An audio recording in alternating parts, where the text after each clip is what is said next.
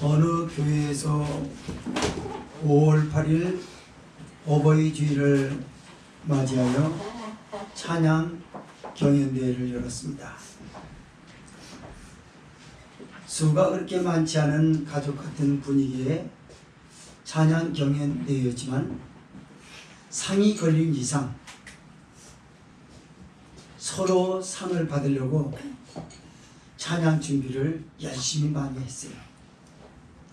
그리고 드디어 찬양 경연대회가 시작이 되고 첫 번째 순서로 어떤 젊은 집사님 부부의 가정이 선택이 돼서 찬양을 하게 됩니다. 첫 번째 나와서 찬양을 하려니까 얼마나 긴장이 되겠어요. 그래서 그런지 음정도 틀리고 박자도 틀리고 엉망이 돼버린 거예요. 교인들은 한바탕 깔깔거리고 웃어댑니다. 찬양을 부랴사랴 끝낸 젊은 집사님 두 부부의 얼굴은 홍당무가 됐어요. 빨개져가지고 부끄러워서 어쩔 줄 몰라합니다. 그리고 안으로 들어가서 한 번도 고개를 들지 못하고 푹 수그리고 다른 가정들은 준비를 잘했는지 그런 대로 찬양을 잘 마무리를 해가는 듯 했어요. 마지막 가정이 기다리고 있습니다. 목사님들 가정이었어요. 목사님들 가정이 나오자 사람들은 더 주목하고 바라봅니다. 그런데 평소와는 다르게 목사님이 목소리도 엉망, 음정도 엉망, 박자도 엉망, 가사까지 다 놓쳐요. 너무 의아할 정도로 저기요. 교인들도 또 배꼽을 잡고 깔깔대고 웃습니다. 그렇게 찬양 경연대회가 마무리되고 순서에 따라 시상이 주어졌습니다. 오랜 세월이 흘렀습니다. 목사님이 소천하셨어요. 그리고 사모님께서 목사님의 유품 정리를 합니다. 근데 빛바랜 일기 하나가 보여요. 이게 뭔가 그래서 봤더니 바로 그날 5월 8일 날 찬양 경연대회 내용을 거기 적혀 있는 거예요. 읽어보니까 우리 찬양 경연대회는 천국잔치인데 우리 젊은 집사님 부부가 얼굴이 홍당무가 돼서 고개를 들지 못한 게 너무 마음이 아파서 나는 엉망으로 불렀다. 가사도 엉망으로 부르고 싶었고 음정도 틀리고 박자도 틀리고 다 그렇게 해서 교인들이 한바탕 배꼽을 잡고 웃고 나니까 그제서야 고개를 들고 안도감을 갖는 것이 나는 그때 천국을 느꼈다. 그런 내용이었어요. 그걸 사모님이 교인들에게 밝혔습니다. 교인들은 눈물을 거스릅니다. 역시 우리 목사님은 영적 아버지였어. 목사님이 우리의 많은 것들을 보살펴주고 지금까지 영적으로 인도하시고 해주셨던 분 맞아. 그렇게 하여 교인들이 눈물을 글썽이면서 소천하신 목사님 그분을 회상하면서 다시 한번 그분에게 배웠던 성경을 마음에 담고 신앙생활을 열심히 하자고 그 일기 내용을 밝혔던 그날 교인들이 사모님이 없는 가운데 모여서 그렇게 교리를 다졌다 합니다. 그러고 나서 그 교회가 깜짝 놀랄 만큼 부흥이가 되고 교인들이 서로 싸우는 걸 단 한 번도 본 적이 없더라는 참 감동적인 이야기였습니다. 오늘 본서도 약간 그런 내용이에요. 바울 사도가 목회하면서 자기가 겪었던 많은 힘들었던 삶에 대해서 묵묵히 참고 말하지 않다가 어느 날 고린도 교회를 떠나서 순회 목회하는 거에 따라 일정을 잡고 선교하는 과정에서 고린도 교회 사랑하는 성도들이 생각이 나서 편지를 쓴 내용이 오늘 말씀이에요. 편지 내용의 중간에 보니까 끔찍한 것들이 너무 많아요. 나는 무명인으로서 보잘것없는 사람으로 등장됐는데 예수님이 나를 유명하게 해줬다. 나는 이렇게 되기까지 많은 매를 맞고 고난을 받아서 죽은 자 같았으나 이렇게 당당하게 살았고, 징계를 받는 자 같아나 죽지 않고 살아났다. 저렇게 고난을 많이 받았으면 근심도 할 만한데 나는 근심하지 아니하고 그때 항상 기뻐하고, 천막을 깁는 일로 인해서 가난한 자들을 도우며 생계를 꾸려가는 나를 보면서 왜 저렇게 가난한가 그랬으나 나는 나와 그리스도의 복음을 전하는 사람들의 영육간에 그들을 부유하게 자라. 내가 실상은 아무것도 없는 것 같으나 모든 것을 가졌다고 말합니다. 그러면서 고린도 교인들에게 얘기합니다. 고린도 교인들이여, 내가 여러분들을 향하여 입이 열리고 마음이 넓었으니, 그 말은 무슨 말이냐면 마음에도 말도 비밀이 없이 살아왔다 그 말입니다. 이제 여러분들이 서로 간에 분쟁하고 다투는 것들은 나한테 배운 것이 아니라, 성경에서 배운 게 아니라 본래부터 당신들의 좁아진 마음에서 옹졸한 것 때문에 그런 것이니, 제발 내가 자녀에게 말하듯 하나님 보답하는 양으로 부탁합니다. 이제는 그리스도를 향해서 마음을 넓히라. 그러므로 믿지 아니하는 자하고 멍에를 같이 하지 말라고 갑자기 분위기를 바꿉니다. 왜 그렇게 바꿨냐면 세속적인 사람, 안 믿는 사람들이 더 그렇게 옹졸하다는 거예요. 한 번 전과자들은 영원히 전과자로 몰라고 하는 못된 놈의 습성을 바울이 얘기한 거죠. 의와 불법이 어찌 함께하냐? 빛과 어둠이 어찌 함께 사귈 수가 있겠느냐? 그리스도와 벨리알이 어찌 조화될 수 있겠느냐? 믿는 자와 믿지 아니하는 자가 어찌 상관할 수 있겠냐? 하나님의 성전과 우상이 어찌 일치할 수가 있겠느냐? 우리는 살아계신 하나님의 성전이시다. 하나님이 우리에게 말씀하셨다. 하나님이 저희 가운데 두루 행하여 저희는 나의 자녀가 되고 나는 너희 하나님이 되었다라고 말씀한다. 그러면서 하나님도 너에게 이렇게 부탁하셨단다. 선지자 이사야의 말씀을 인용하여 말씀을 합니다. 주께서 가라사대 너희가 그곳에서 나와서 따로 있고 부정한 것을 만지지 말라 하셨느니라. 그리고 그때 내가 너희를 영접하여 나는 너희 아버지가 되고 너희는 나의 자녀가 되리라. 만군의 여호와께서 말씀하셨느니라. 이렇게 끝에서 그래요. 이런 말씀을 통해서 우리가 성도들 간에 교제하고 있는 게 그리스도 안에서 은혜 받은 사람의 교제인가 라고 하는 것을 여기서 성령의 음성을 들으면서 선원에서 어떤 어버이날 어떤 교회에서 있었던 일을 말씀을 드렸던 것처럼 우리도 그런 목적을 향해 줄기차게 올라가는 결의를 말씀 안에서 다지는 그런 귀중한 시간이 되었으면 합니다.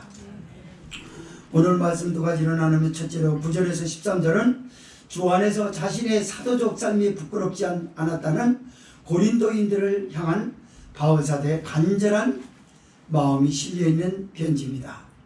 두 번째 14절에서 18절은 고린도인들의 하나님의 자녀가 되는 자부심을 심어주고 있는 바울 사도입니다. 9절에서 13절 읽습니다. 시작. 무명한 자 같으나 유명한 자요, 죽은 자 같으나 보라 우리가 살고, 징계를 받는 자 같으나 죽임을 당하지 아니하고, 근심하는 자 같으나 항상 기뻐하고, 가난한 자 같으나 많은 사람을 부유하게 하고, 아무것도 없는 자 같으나 모든 것을 가진 자라. 우리 너희들이여 너희를 향하여 우리의 입이 열리고 우리의 마음이 넓었으니, 너희가 우리 안에서 좁아진 것이 아니라 오직 너희 심중에서 좁아진 것이니라. 내가 자녀에게 말하듯 하느니 보답하는 양으로 너희도 마음을 넓히라. 아멘. 우리가 사람을 상대해 보면요, 가장 힘든 사람이 누구냐면 실수를 자꾸 하는 사람보다도요, 완벽한 사람이 무서워요. 교제하는 게 힘들어요. 왜 힘드냐? 그 사람한테 잘못 보였다간 주홍글씨를 달고 다녀야 돼요. 하나님이 용서해 주셔도 그 사람은 결코 용서해 주지 않습니다. 그게 완벽한 사람이 가지고 있는 맹점입니다. 바울 사도의 편지 내용을 들어보십시오. 바울은 왜 자기의 사도적 삶에서 겪었던 아픔들을 편지로 할 수밖에 없었던가 라고 하는 걸 먼저 우리가 그 마음을 이해해야 될 것 같습니다. 왜 그랬을까? 고린도 교인들은 은사를 많이 받았어요. 하나님의 은혜를 받았다고요. 그런데 영적으로는 딱 어린아이 같아요. 파벌이 이렇게 심한 교회가 없었어요. 아볼로파가 있고 바울파가 있고 그리스도파가 있고 게바파가 있고 나뉘어져 있어 항상. 그리고 고린도 교회 자체가 성도의 수도 많았지만 서로 나뉘어 있는 걸 보면 그리스도의 몸으로 하나 되지 못하는 바울 사도 입장에서는 가슴이 아픈 거예요. 그래서 자기가 겪었던 아픔들을 다 말하면 고린도 교인들 성도들이 아직 어린아이 수준에 머물르는 그들이 신앙생활을 하지 못하고 처음부터 포기할까봐 두려워서 고난의 십자가를 말하지 않았던 겁니다. 그러나 이제 멀리서나마 편지를 띄우려고 하는 목적이 뭔가요? 여전히 바울이 고린도 교회를 멀리 떠나 있지만 하나님의 사역 때문에 잠시 비었던 것이고, 관심은 자기가 실제 떠난 선교지에 있는 그 마음이 고린도 교회도 성령으로 그들과 함께 있다라고 하는 것을 이야기하여 위로와 격려차 그리고 성숙한 신앙이 될 것을 부탁함으로 이 편지를 하게 된 것입니다. 바울은 문명인이었습니다. 예수님의 12제자 중 한 제자도 아니었고, 그렇다고 예루살렘 교회에서 사도로서 직접적으로 공인받은 적도 없어요. 그리고 저명한 유명인사의 추천서를 가지고 서로 지도자가 되려고 경쟁할 때 바울은 그런 추천서 하나 없었어요. 그냥 다메섹 도상에서 예수님을 만난 것밖에는 없었어요. 무명인이었습니다. 무명인으로 시작하였지만 다메섹 도상에서 예수 그리스도를 만난 후에 바울 사도는 대단했습니다. 그는 예수님께서 직접 말씀하셨던 대로 저는 이방인의 나의 택한 그릇으로서 저가 얼마나 고난을 많이 받아야 되는가를 저로 내가 알게 하리라 그리스도께서 말씀하셨던 것처럼 바울은 몸소 그 고난을 받아냈습니다. 유명인이 되기까지 그가 겪었던 과정들의 삶이 너무나 힘들었어요. 믿음의 사람들, 하나님의 일꾼들에게 편지할 때 그런 내용을 쓴 적이 있었어요. 너희가 할 줄 알아야 되는 것은 무엇이냐면 고난과 궁핍과 환난의 참을 참고 오래 견디고 배고프고 자지 못하고 수고하고 이런 것들을 감수하라라고 얘기를 했거든요.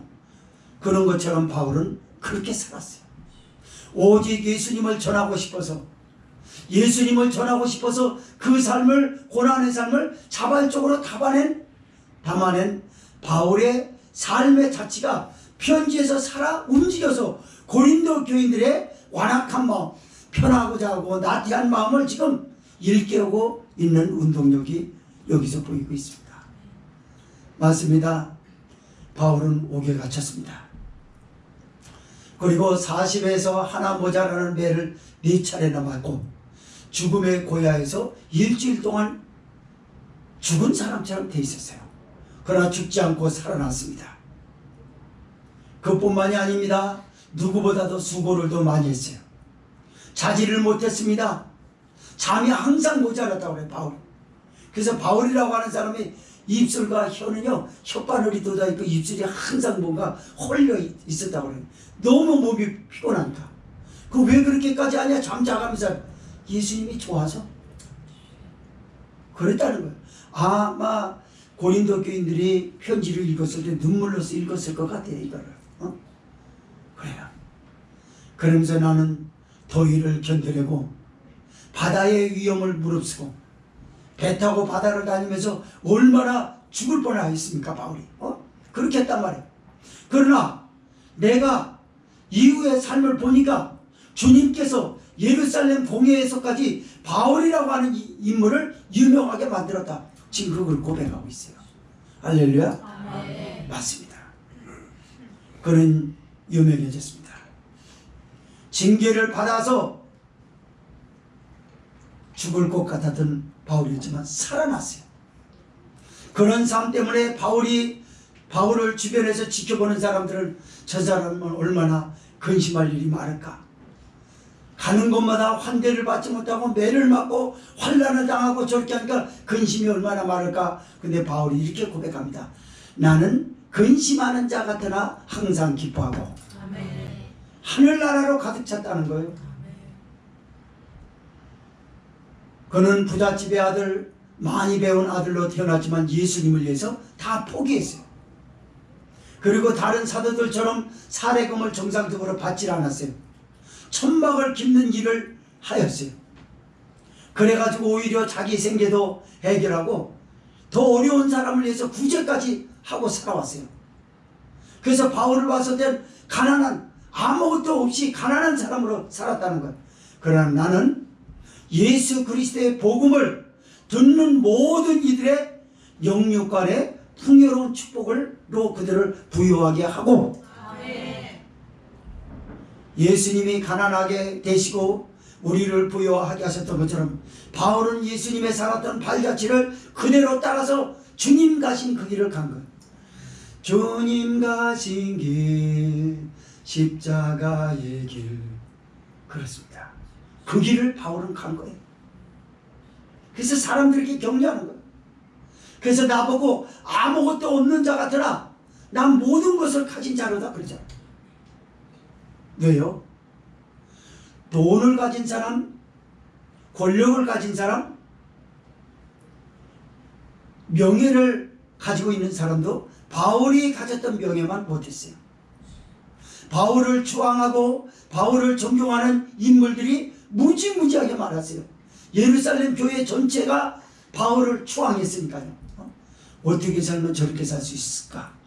그리고 정말 그 사람이 기뻐하는가 기뻐하지 않는가 가서 봤어요.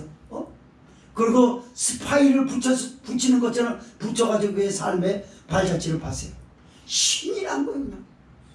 잠을 안 자고 밤새 기도합니다. 그리고 가서 복음을 전합니다. 그리고 낮에 틈나면은 장막 깁는 일 기술을, 그런 기술을 배웠나 봐요. 아마 아르바이트 하려고. 그래가지고 돈 벌어가지고 자기 생계를 먹고, 아이 저 사람 그래서 그런 오해까지 받았어요. 저 사람이 사례금을 못 받는 거니까 떳떳지 못해서 못 받나 보다, 그런 오해를 하거든요. 근데 바울은 그 상관없어요. 예수님이 그 안에 계셔서 이 안에 천국을 이루고 살았기 때문에 그런 오해에 그런 걸 다 받은 적이 없어요. 그냥 자유했습니다. 아멘. 진리가 너희를 자유케 하리라. 아멘. 바울이 이렇게 자유케 살았어요. 그러면서 고린도 교인들에게 한번 성숙해지기를 바라는 마음으로 고린도인들이여, 너희를 향하여 우리가 입이 열리고 우리의 마음이 넓었으니, 이렇게 시작합니다. 이 말씀에서 의미하는 바가 뭐죠? 고린도인들아, 내가 언제 너에게 할 말을 못하고 비밀로 담은 적이 있냐? 내가 누구를 미워하고 그래서 마음으로 정죄하고 이런 것들을 안 그런 것처럼 감춘 적이 있냐? 예수님의 마음입니다. 복음 성가에 그런 게 있죠. 성가에 예수님처럼 바울처럼 그렇게 살 순 없을까? 맞습니다. 다른 사람 이름은 다른 적 없어요. 바울 이름 달았어요. 바울의 마음이 지금 그렇다고 말이에요. 내가 어떤 이들이 수군거리고 쏙닥거리는 것처럼 너희들 앞에서 용기가 없어서 한마디도 못하고 끽소리 못하고 있다가 나가니까 겁없이 편지를 쓴다라고 하는 사람이 그렇다라고 하는 걸 내가 들었는데 난 그런 적 없다. 너희가 나하고 살면서 비밀이 있는 게 어디 있느냐? 왜 바울이 이 얘기를 할까요? 예수님의 부르심을 받은 이후로 주님 가신 그 길을 갔다라고 지금 바울이 얘기를 하는 거예요. 그러면서 고린도 교인들 보고 성숙해지기를 바라는 거예요. 앞서 말씀을 드렸죠? 파벌을 가졌다. 그러니 비밀이 얼마나 많겠어요? 저 사람한테 이 얘기하면 큰일 나. 목사님한테 이 얘기하지 마. 비밀이야? 여러분은 수도 없이 비밀을 전해요. 저도 사실은 비밀은 있어요. 무슨 비밀이 있냐면 그 말을 하면 완전 주저앉을까봐 그걸 못해요. 여름 성경학교 올 때도 그랬어요. 여러 사람한테 이 말을 내가 꼭 할까? 근데 그게 상처가 될까봐 안 했어요. 내가. 그리고 내가 이제는 마음 먹었어요. 누구의 뭐 사주는 것도 뭐 하는 것도 안 받는다. 나 수요일날 빵 사서 여기저기 하는 거 하지 마세요. 나 그거 원하는 거 아닙니다. 안 먹습니다. 나는 그렇게 하고 싶지 않아요. 이제. 나는 진심이 안 담아 있는 그런 걸 하는 거에 지쳐 있어요. 저도. 사람 죽일 놈 살릴 놈 했다가도 보는데 앞에서 하는 거나 그런 거 싫다고. 그러면서 성령이 오늘 이 말씀을 우리 교회에 던지는 말씀이 무엇이냐면요, 바로 그겁니다. 너희는 성도들 간의 교제를 그리스도 안에서 얼만큼 해가고 있느냐. 혹시 할 말을 안 하고 자꾸 숨기는 거 아니냐? 교제가 아니죠. 마음을 저 사람한테만큼은 꼭 열 수 없더냐? 그건 교제가 아니죠. 그래서 바울이 그런 걸 성령이 지금 저와 여러분에게 말씀을 하는 거예요. 너는 얼마나 많은 비밀이 있냐, 네 속에. 네 마음은 항상 열려있더냐? 닫혀있어요. 꽉꽉 닫아놓고 빗장을 지르고 아주 열지 못하게 잠가놓고 있어요. 도대체 거기에 숨겨놓은 게 얼마나 뭐가 그렇게 많은지. 그러나 바울은 그렇게 힘든데도 불구하고 그들에게 비밀을 남겨놓지 않고 마음에 그들이 잦은 과실을 범하여도 그것 때문에 정죄하거나 판단하거나 심지어 단죄하는 그 마음으로 인해서 자기 속골이 가슴앓이를 해본 적이 없다고 하는 거 지금 얘기를 하는 거예요. 그래서 고린도 교인들이 아마 이걸 읽으면서 고린도후서 저 9장에 가보면 변화된 내용이 나오잖아요. 눈물을 흘린 감동적인 것들이 나옵니다. 왜요? 바울에 대해서 너무 오해했구나. 맞습니다. 그래서 네가 오늘날 파벌을 정하고 서로 마음을 열지 못하고 말을 안 하고 너하고 마음에 맞는 사람하고 말하려고 하는 것은 내게 배운 적이 없다. 나는 너에게 그런 걸 가르친 적도 없고 내가 그리스도의 복음을 전하는 예수님은 그런 분이 아니시다. 이것은 너희 옹졸함 때문에 그래. 옹졸함. 네 마음이 아주 그냥 밴댕이 속이라고 그러죠. 저런 밴댕이 소갈딱지기 같은, 그건 누구 보고 많이 얘기하면 저도 많이 들었는데 뒤로 돌아서서 들었거든요. 어머니들이 아버지한테 그래요. 안 듣는 데서, 듣는 데서 그랬다고 그러면 격을 치거든요. 그러니까 아유 저런 놈의 밴댕이 소갈딱지기 이러거든요. 밴댕이 저 구체적으로 모르는 사람은 밴댕이 소갈딱지기 그거 잘 모릅니다. 밴댕이 살 골라 먹으려면요 죽을 고생을 다 해야 돼요. 웬만한 가시는 먹을 양으로 먹어야지 살만 먹으려고 그랬다간 먹질 못해요. 그냥 뭐 가시가 머리카락처럼 많다니까요. 그래서 밴댕이 소갈딱지기라고. 저놈의 속은 도대체 얼마나 거야. 키는 180, 고고의 장신이지만 소갈딱지긴 좁쌀 얼마나 거야. 그러더니 거기에 뭘 담고 있겠냐는 거죠. 바울이 지금 그런 거야. 이 옹졸함 때문에, 네 옹졸함 때문에 그런 거다. 내가 자녀에게 말하듯 하노니 너희의 좁아진 심정에서 그런 것이 발생했다 그러죠. 너 옹졸함 때문에 그래. 마음을 좀 열어라. 여러분, 마음을 착 닫고 사는 사람처럼 피곤한 거 없어요. 마음을 닫았다는 건 뭐죠? 오해 없기를 바랍니다. 마음을 닫았다는 건 말을 안 합니다. 말 안 하는 사람이 대체적으로 그런 적이 많아요. 말은 너무 많으면 안 돼요. 침묵하는 게 좋아요. 그렇지만 침묵이 무르익은 인격에서 나온 침묵이어야지, 화가 난 걸 억지로 참고 그냥 막 눈은 그냥 인격적인 데 있어가지고 눈썹은 여기 올라가 있어요. 그래서 사람 얼굴은 쳐다보진 않는다고. 그리고 입을 닫고 있어요. 에베소서 4장에서 그걸 얘기하잖아요. 잠언서에도 그러잖아요. 너희 속에 화가 있다고. 부글부글 끓는 거예요. 목사님 그럼 부글부글 끓는 거 다 터뜨리고 살까요? 그 말 아니에요. 무슨 말이죠? 그것도 옹졸한 거예요.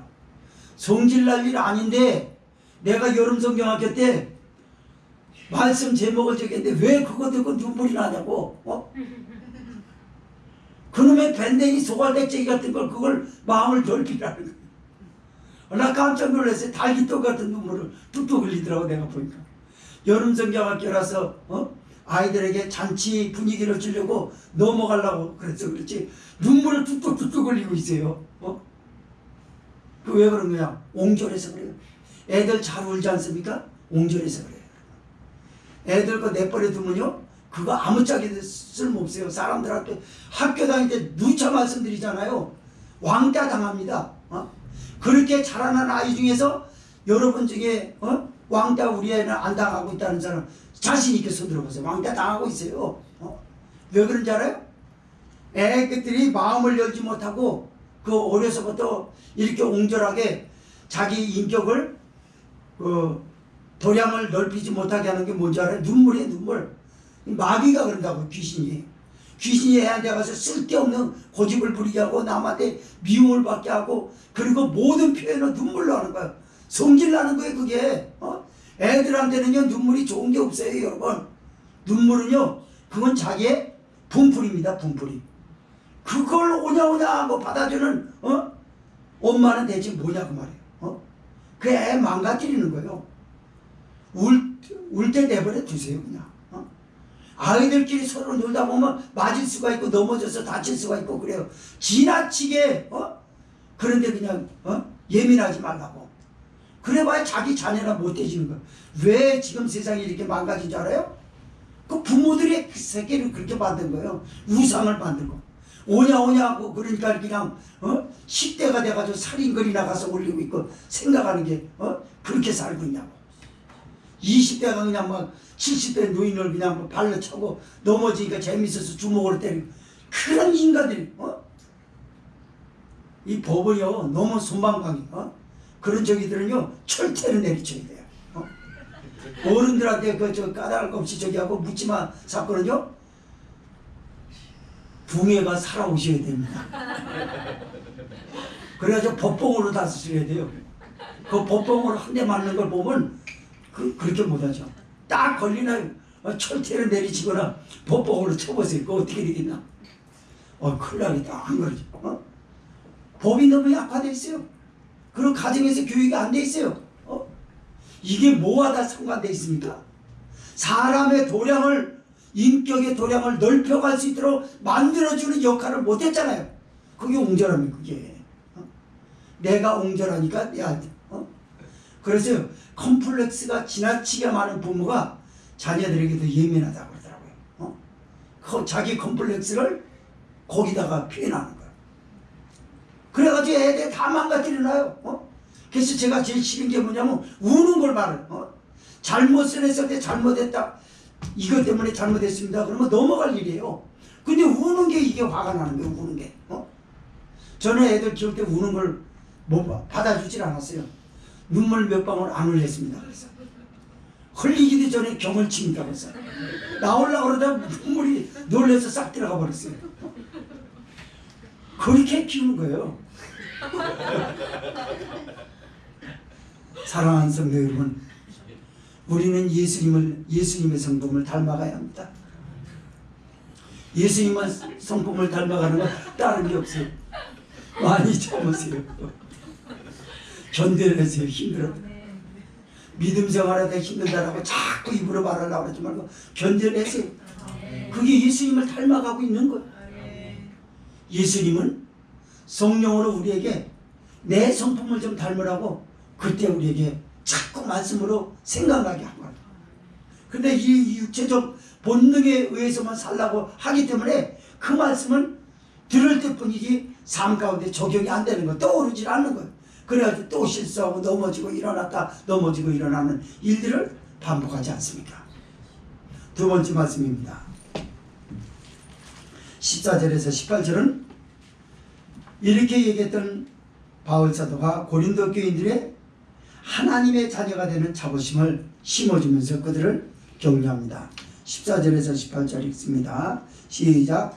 너희는 믿지 않는 자와 모내를 같이 하지 말라. 너희와 불법이 얻지 않게 하며 빛과 어둠이 어찌 살이며 그리스도와 배비하여 어찌 조화되며 믿는 자와 믿지 않는 자가 어찌 상관하며 하나님의 성전과 우상이 어찌 일치하며 이며 우리는 살아계신 하나님의 성전이라. 이와 같이 하나님께서 가라사대 내가 저희 가운데 거하며 그로 행하여 나는 저희 하나님이 되고 저희는 나의 백성이 되리라 하셨느니라.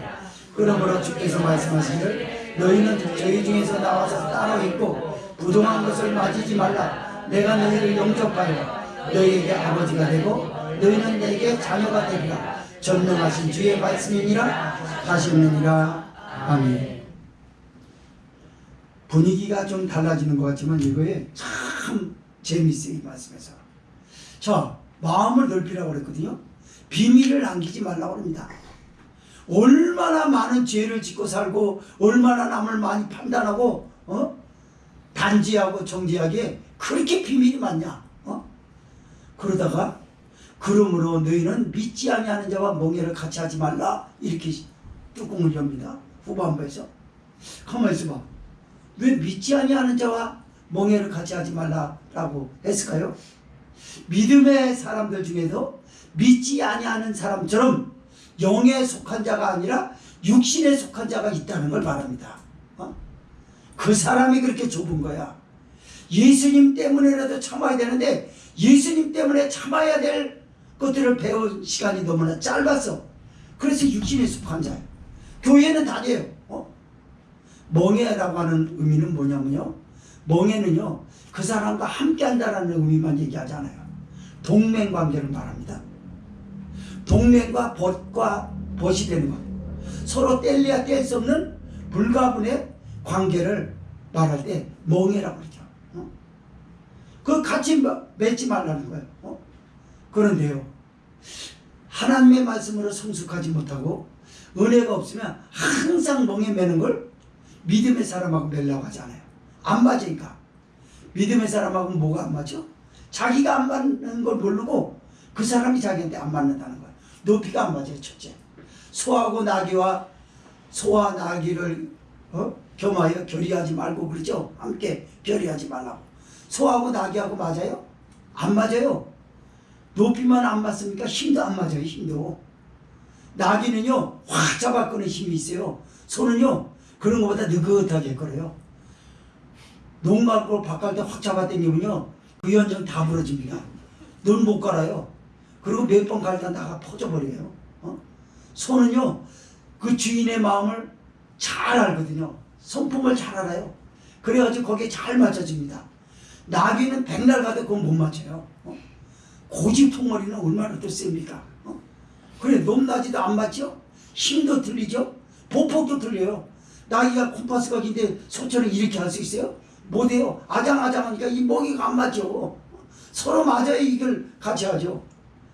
그러니까 육신에 속한 자는 영에 속한 자하고 멍에를 매려고 하질 않습니다. 바울은 역으로 지금 얘기하는 거야. 네가 안 맞는 거야. 네가. 누구 보고?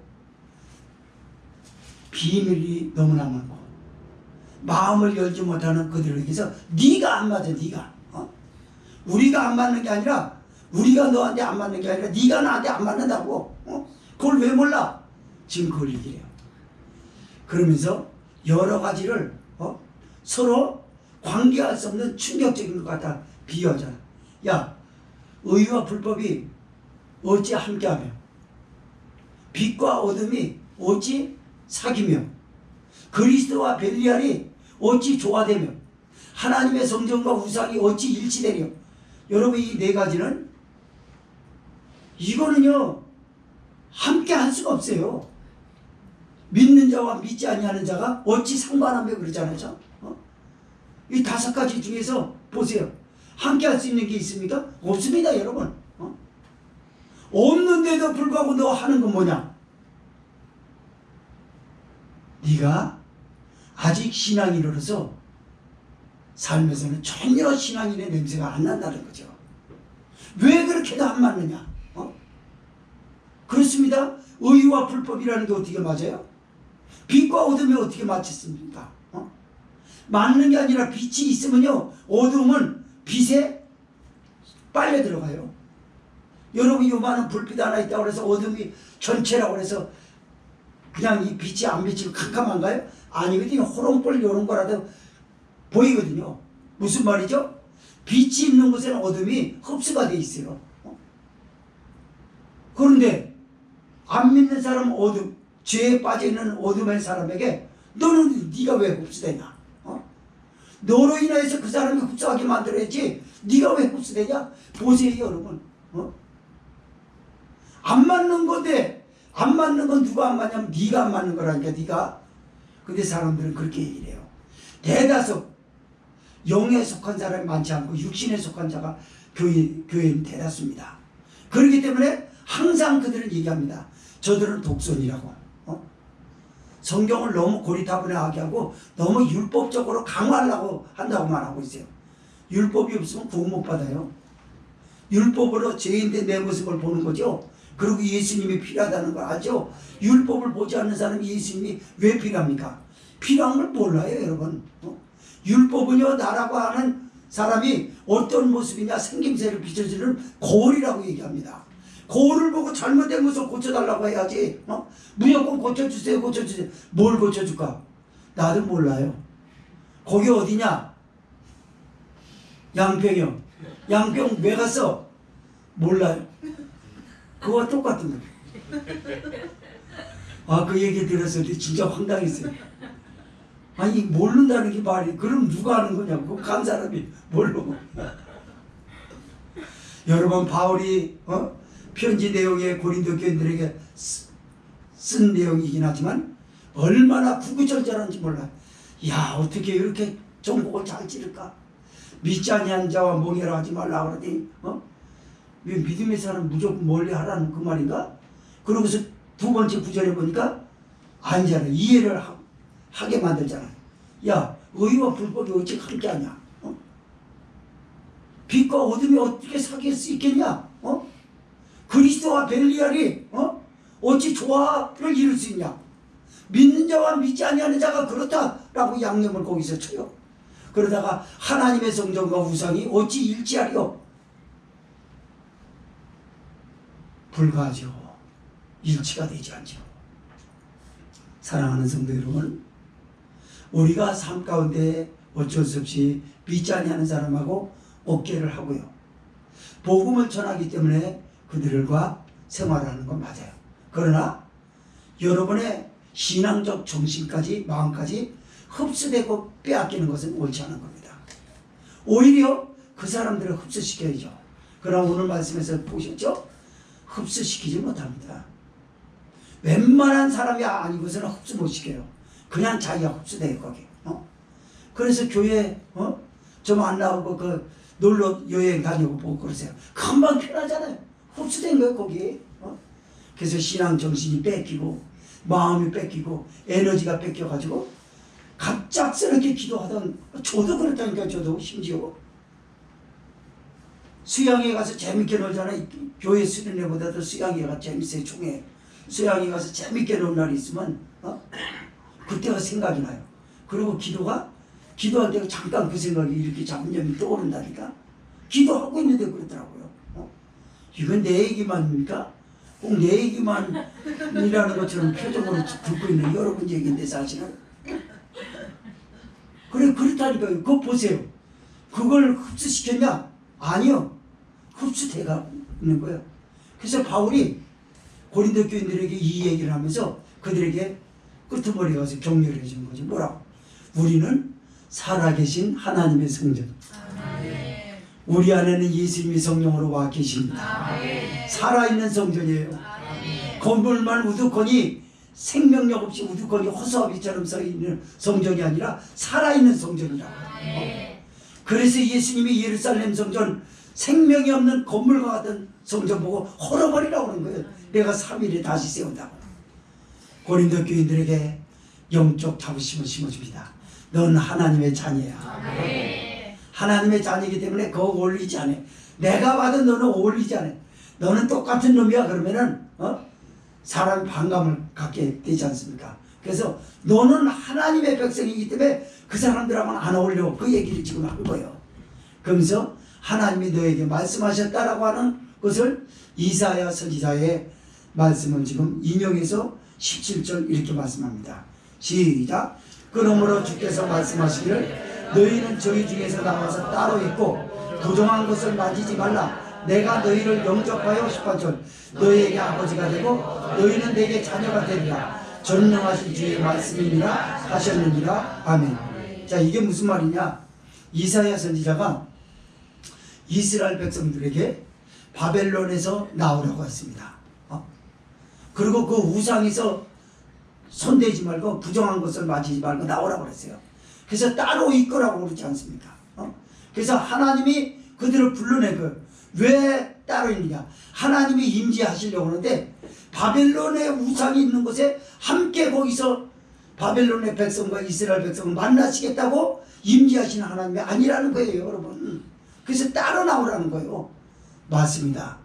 지금 우리에게 따로 나오라고 합니다. 어디서 나와야 될까요? 악에서 나와야 돼요. 죄악에서 나와야 합니다. 음란에서 나와야 돼요.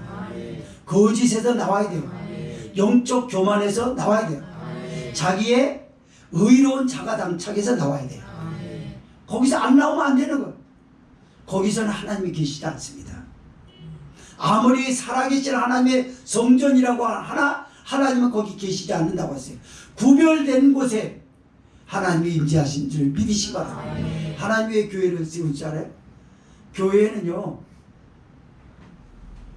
여러 가지 의미를 담고 있지만 그 중에서 또 한 가지는 뭐냐면 불러냈다라는 말도 포함이 돼요. 세상에서 너를 불러서 이것으로 냈다, 불러냈다 이거죠. 그걸 교회라고도 합니다. 에클레시아라고 하는 여성 저기로 써가지고 온화하고 아름다운 모습만 얘기한 거 아니에요. 불러냈다. 그리고 강력하게 거룩하게 단절을 모아 단절을 했다. 그 의미를 담는 것이다. 교회거든요. 맞습니다. 교회를 그래서 세운 거예요.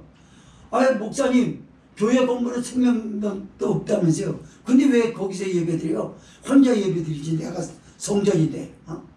그 말도 안 되는 소리 하지 말고 하나님이 그들을 불러낸 것이 교회인 줄 믿으시기 바랍니다. 불러낸 목적이 뭐라고요?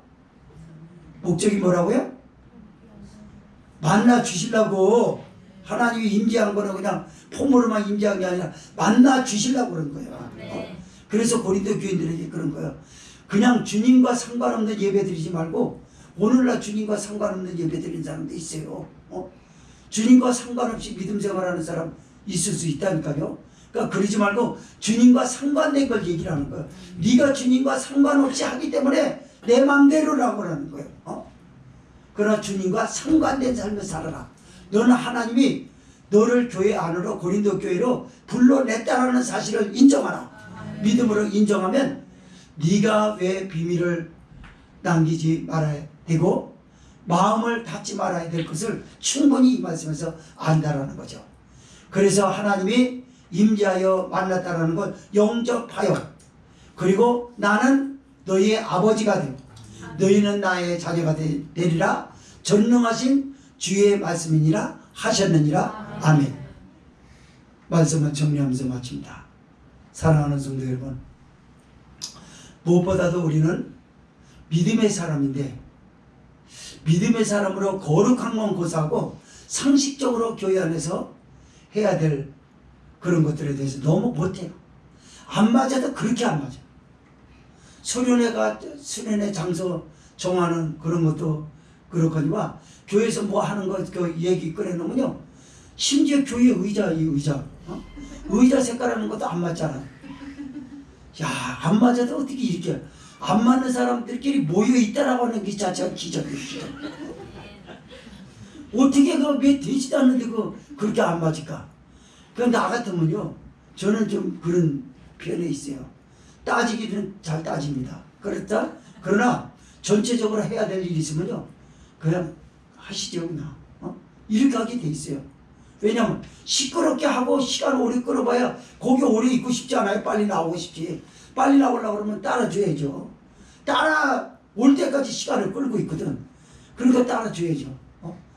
그런데 이거는 그냥 뭐 상식도 없고 뭣도 없고 그냥 막 공사판에 막 2판 4판 그런 것밖에 없어요. 그러니까 잘못하면 여러분이 그렇게 하면 나를 십장으로 만든다고.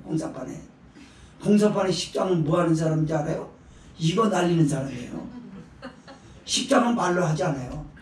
뭘 가져오라고 그러면서 아무개 누구시 뭘 가져오세요. 이거는 신사적일 때죠. 십장은 그렇게 안 합니다. 삽도 들고 때려요. 그리고 발길을 찹니다. 저거 가져오라고. 가서 저거 해. 이렇게 누가 만드느냐? 안 따라주면 그렇게 만드는 십장. 나를 십장으로 만들려고 하지 말고 예수님 날 목회자로 만드시기 바랍니다. 아무쪼록 고린도 교인들에게 바울 사도가 띄웠던 편지는 너무나 가슴 뭉클한 내용이 였다는 거죠. 아버지로서 자식에게 힘든 걸 어찌 아버지가 되기까지 힘들었던 걸 다 말할 수 있겠어요. 그러면 아버지 되는 걸 포기하게. 그래서 말하지 않았던 걸 편지로 이제 어느 정도 성숙해지려고 하니까 편지로 띄워서 너도 그렇게 하라. 그래서 편지를 받아 들어보니까 그렇게 반감적이지 않은 거야. 그러면서 우리가 마음이 이렇게 넣을지 못하고 입이 그 비밀이 왜 이렇게 많은가라고 했더니 이것을 그리스도에게서 배우지 않고 아직도 믿지 아니하였던 과거에 그 인격으로 우리가 지금까지 살아왔다는 걸, 잘못했다는 걸 바울이 탁 던져서 믿지 아니하는 자와 멍에를 매지 말라고 했던 겁니다. 네가 안 믿는 사람만 걸어가고 다닌다는 게 아니라 네 안에는 그런 게 있다. 이게 얼마나 안 맞는지 알겠냐? 의와 불법이 어떻게 맞아? 빛과 어둠이 어떻게 맞냐? 그리스도와 벨리알이 어떻게 맞아? 하나님의 성전과 우상이 어떻게 맞아? 그러니까 맞아, 안 맞지. 바로 네가 그래. 그러니까 믿음의 사람, 영에 속한 사람하고 친구가 되라는 거죠. 영에 속한 사람이야 나하고 저 사람은 안 맞아가 아니라 네가 안 맞는다고. 네가 그래서 네가 안 맞으니까 맞춰서 배워야 되는데 누구를 네가 가르치려고 그러냐. 그러다 교회 다 말하라고 먹으라고 너 닮았다가 육신에 속해 있는 나 닮았던 교회 다 망가지게요? 맞습니다. 그래서 하나님의 자녀가 되라는 자부심을 심어준 거예요. 야, 너는 하나님의 거룩한 살아있는 성전 아니냐. 그리고 하나님이 너의 아버지가 되시고 너는 자녀가 된다라고 하나님이 직접 말씀하셨어. 그러니까 그 부정한 것에서 나오라는 그리고 맞이지 말라는 거예요. 그리고 구별되라는 겁니다. 그래서 세상적인 것들이 자꾸 발동하려고 할 때 십자가의 정과욕을 못 받고 하나님의 일을 위해서는, 대사를 위해서는 소라고 하는 것을 스스로 포기할 줄 아는 성숙된 교회요 성도가 되시기를 주의 이름으로 부탁드립니다. 통성으로